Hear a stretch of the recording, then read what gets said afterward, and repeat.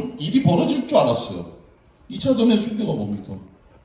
목을 잘랐더니 뭐 흰 피가 뭐 하늘에 솟구치고 갑자기 먹장 구름이 몰려오더니 뭐 검은 비가 막 쏟아지고. 근데 저와 함께 학생운동을 하고 정말 정의를 위해서 아무 가진 것도 없지만 우리가 싸워서 뭔가 세상을 바꾸고 변화시키자고 그런 의미로 우리가 함께 했는데, 그 사람이 왜 그랬는지 모르지만 2시간 35분 실종 끝에 거리에서 시신으로 발견됐는데, 밥 먹는 사람은 그대로 밥을 먹고요, 테니스 치는 사람은 그대로 테니스를 치는 거예요.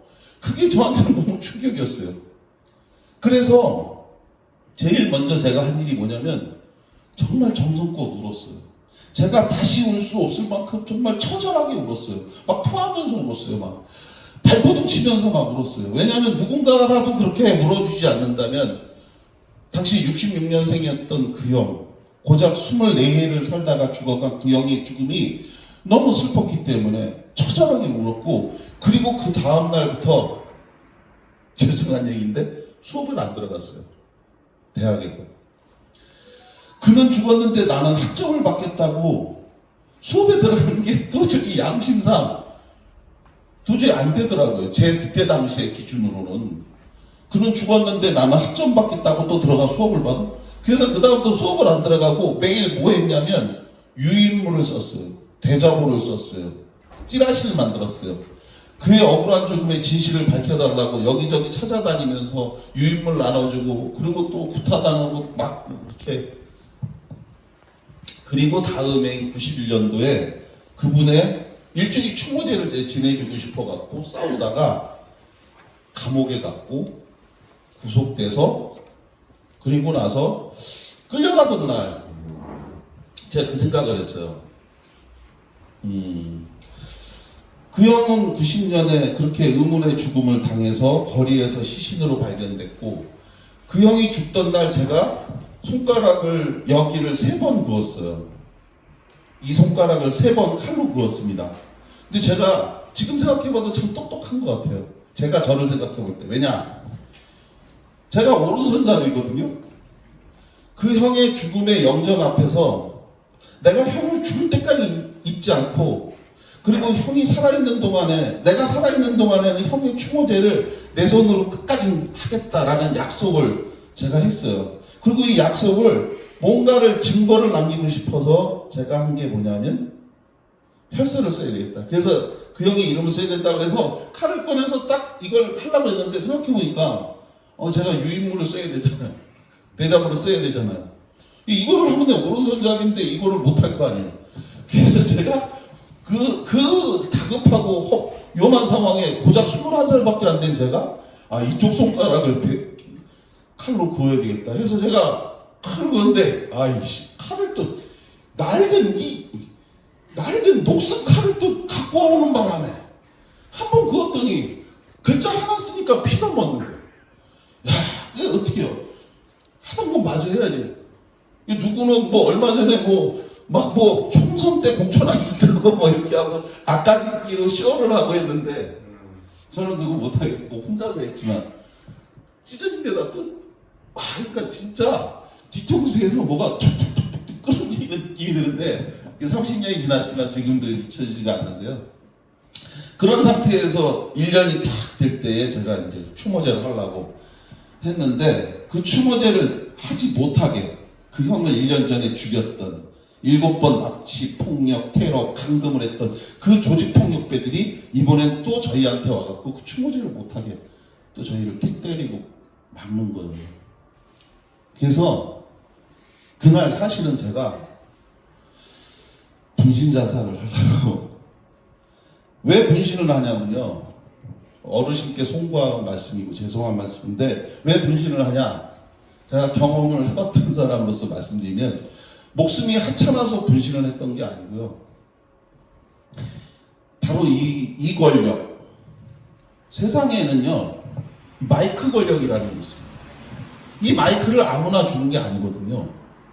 촛불 집회를 할 때 광화문에서도 이 마이크를 사람들이, 도울 김용옥 선생이 안진걸 씨가 사회 볼 때 마이크 계속 잡고 있으니까 뺏었다가 사회운동하는 안진걸 씨가 욕을 많이 먹었는데, 당시 21살짜리, 20살, 21살짜리 우리한테는 이 마이크를 안 주는 거예요, 누구도. 그래서 우리가 이렇게 억울한 일이 있다고 얘기하고 싶은데 누구도 들어주는 사람이 없는 거예요. 그러니 내가 가진 가장 소중한 거를 드릴 테니 내 말 한마디만 들어달라고 하는 절박한 호소. 그게 당시에 제가 죽어야 되겠다.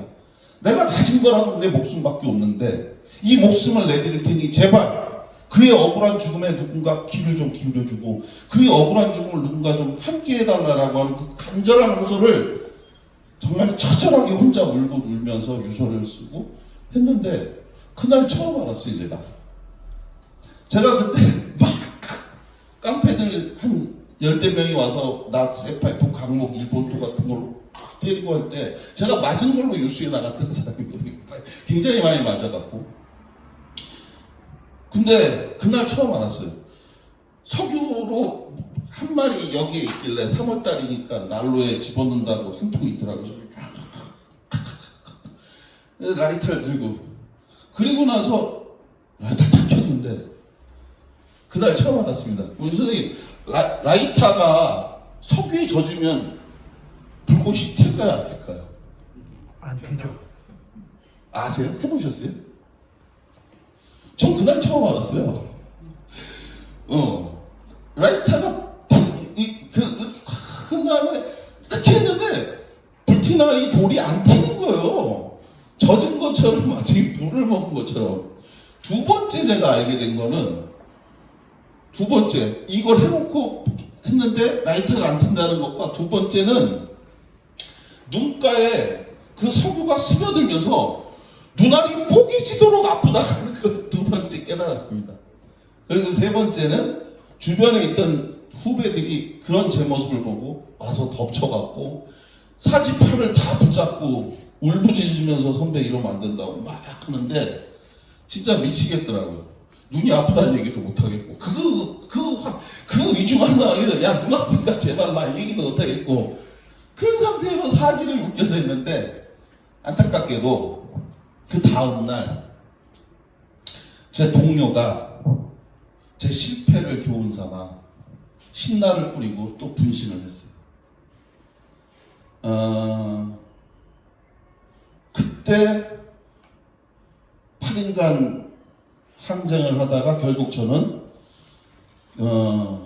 경찰에 체포가 돼서 감옥을 갔고 감옥에 끌려가 일제시대 때 지었던 지하 감옥으로 끌려갔는데 그때 가면서 제가 생각해봤어요. 왜 내 동료는 1년 전에 거리에서 그렇게 의문의 죽음을 당하고 왜 내 친구는 살려 하지 않고 목숨을 던졌고 나는 왜 지금 감옥에 끌려가는가? 수갑차고 포승차고 이렇게 끌려가면서 경찰 호송버스에서 그 생각을 그때 처음 한 거예요. 91년 3월 28일 날, 27일 날 비가 막 오면서 유리창을 때리고 있는데 그 생각을 탁 하니까 결론이 하나더라고요. 선생님, 답은 우리가 힘이 없어서, 우리가 잘못해서 끌려간 게 아니라 우리가 힘이 없어서 끌려가는 거다. 그러니 나는 이 감옥에서 나오면 인권운동가가 돼야 되겠다는 결심을 그때 처음 했습니다.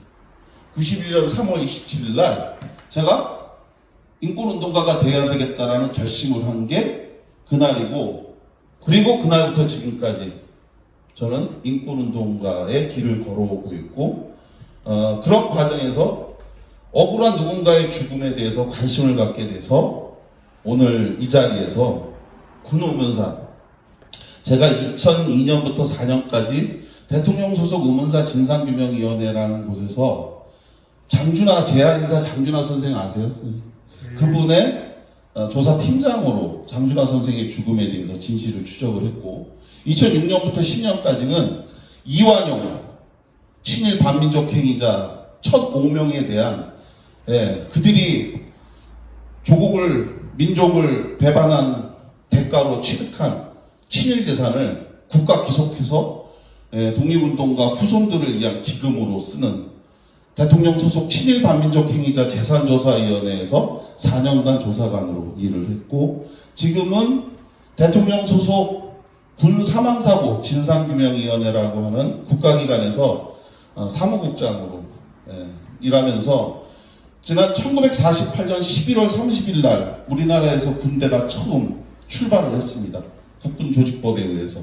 그리고 지금까지 대한민국에서 의무복무제 나라인 이 대한민국에서 우리가 아들을 낳아 군대에 보냈는데 그 아들이 전쟁만 아니라면 다시 살아서 부모님한테 돌아와야 되는데 그렇게 돌아오지 못한 아이들이 사람들이 국가로부터 정당한 예우와 명예회복이 되지 않은 것을 우리가 다시 조사해서 그 진실을 밝혀갖고 그래서 국립묘지에 안장을 해주는 억울한 죽음 그런 것들을 제가 지금까지 쭉 해왔습니다. 근데 이 일을 제가 이게 안 되는 거예요? 오고 있는 겁니까? 오고 있으면 계속 끌면 됩니까? 시간? 아니 영상을 좀 보셔야지 우리 선생님들이 제 얘기만 들으면 너무 무료할 것 같아서인데 좀 오시는 대로 제가 보실 수 있도록 하고 제가 먼저 말씀드리면 저는 상지대학교에서 인권과 사회라고 하는 강의를 해왔고요. 그리고 말씀드렸던 것처럼 저는 뭔가 좀 저한테 선생님 힘이 세시니까 선생님 뭐 이런 일 좀 어떻게 좀 해주실 수 없어요 하고 가끔가다 그렇게 말씀하시는 분들도 있어요. 근데 제가 그분들한테 명확하게 하는 얘기가 있어요. 저는 특혜나 이런 거를 어떻게 처리하는지도 모르고 어떻게 도와드리는지도 모른다고 다만 제가 해드릴 수 있는 건 억울한 일, 정당한 일인데 억울하게 된 거는 제가 무슨 일 있어도 바로 잡아드린다. 근데 안 되는 일을 갖고 와서 힘이 세고 아는 사람 많으니까 이게 좀 되지 않냐. 그거는 제가 못 해드린다라는 얘기를 저는 분명하게 얘기합니다. 왜냐면 저 할 줄도 모르고 누구한테 그런 얘기를 해본 적도 없고 그래서 그런 걸 잘 못하는데 지금까지 쭉 그런 일들을 하다 보니까 적폐청산위원회와 관련한 일을 좀 많이 했어요. 그래서 대한변호사협회에 억울하게 감옥 간 사람들 이런 사람들에 대해서 재심 무료로 저희가 도와서 다시 한번 법적 판단을 받을 수 있는 대한변협인권위원회 재심법률지원소위원회 부위원장 같은 일도 대한변협에서 했고 KBS에서 진실과 미래위원회라고 하는 KBS 과거 이명박근혜 정부 하에서 있었던 이러저러한 잘못된 것들도 바꾸는 일도 했고요. 국방부 적폐청산위원회라고 해서 거기서 국방부의 잘못된 것들 제도 개선하고 국민들에게 당연히 줘야 될 권리를 주지 않은 것에 대해서 바로잡거나 국방개혁 자문위원회 같은 그런 데에서도 일을 해왔습니다. 그런 일들을 쭉 해왔고요. 총장님 어디 자꾸 넘겨주셔야 되는데 가버린 거. 그래서 제가 해드릴게요. 이 사진이 잘 안 보이시죠? 저한테도 아들이 있어요. 93년 9월 5일 날 제 아들이 태어나서 같이 아마 여기가 에버랜드인지 서울랜드인지 어디 같이 놀러 간 건데 요게 지금 제 아들입니다. 이렇게 아들을 대한민국에서 우리 어머니도 자제분이 아드님이 있으셨죠.